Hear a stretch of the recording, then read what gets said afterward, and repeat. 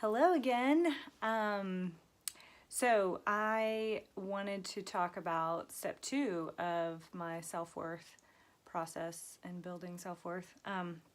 If the first step was choosing yourself and learning how to make some space for yourself and really go on a self-discovery journey and observe your patterns and habits and triggers and behaviors and things like that, then step 2 would be to start paying attention to the inner child inside of you. So we all do not escape childhood without an abandonment wound at some points, just because whether our parents were amazing or not, it's impossible to fulfill all the needs of a child, and that's good for parents to remember as well. There's no way we're going to be able to satisfy our children's needs across the board 100%. It's actually impossible.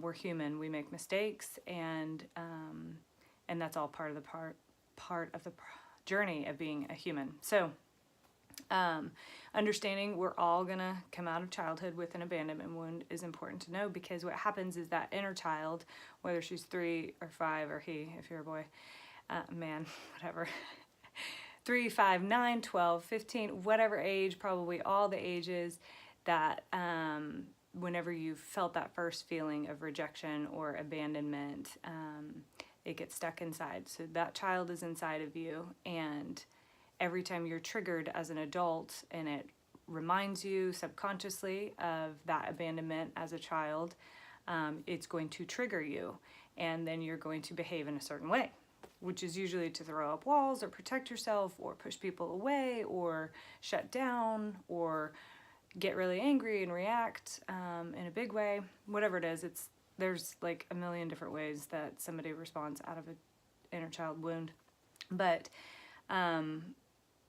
that is actually beside the point. The point is to understand that you have that going on inside of you, and anytime you are triggered or have a feeling of insecurity or uncertainty or not feeling like you belong or you're worth enough or whatever it is, that is your inner child asking you for attention, saying, pay attention to me, please. I'm here.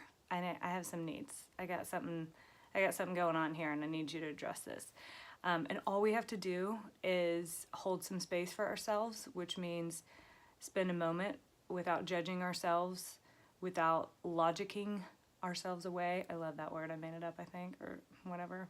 But not here, not in your brain, not using your powers of cognition to figure out why I'm being so triggered and what. It doesn't really matter. All that matters is that you have this feeling of betrayal or abandonment or rejection, and it's so important to feel that feeling and to sit with it and create some space for it. And this does not have to be a 25-minute or 2-hour thing or some exorcist thing that you do. I mean, the first time I did it, it took me, I want to say 4 minutes tops, and there's a few different ways to do it, but really you need a quiet, safe space.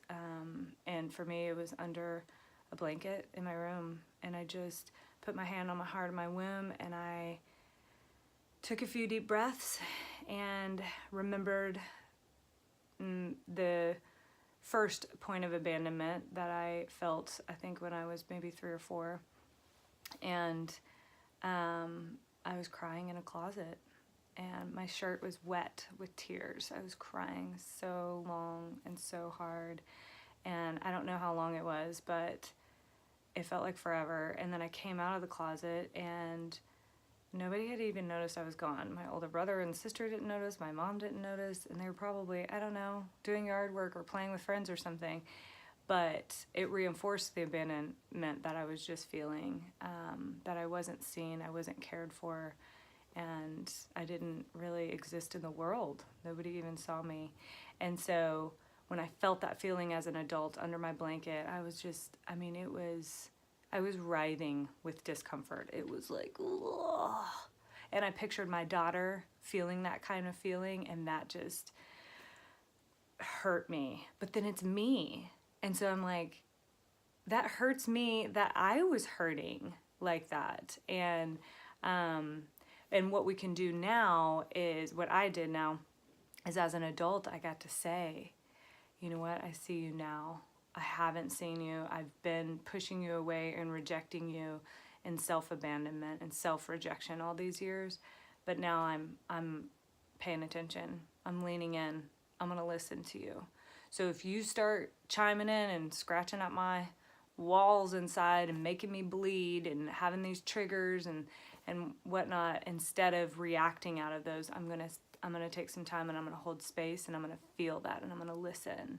I've done this for a few months and it is nothing less than life-changing. I cannot explain what all happens, but the peace that I have felt in my life has come from this step.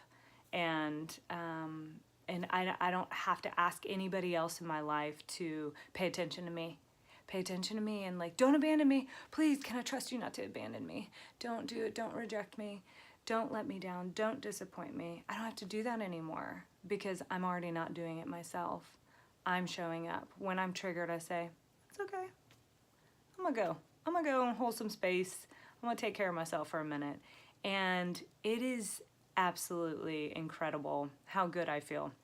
The self-worth that comes from that, and then just the safety and security of, no matter where I go in the world, no matter who I encounter, I have me, and I'm committed to listening to me and my triggers and my wounds. And I'm the only person who could ever do that for myself. No partner, no child, no parent, no friends. Nobody else could ever fill this role. So it's very exciting and empowering to be able to take that moment on yourself. So I encourage you all to do it. Let me know when you have. I want to hear your stories.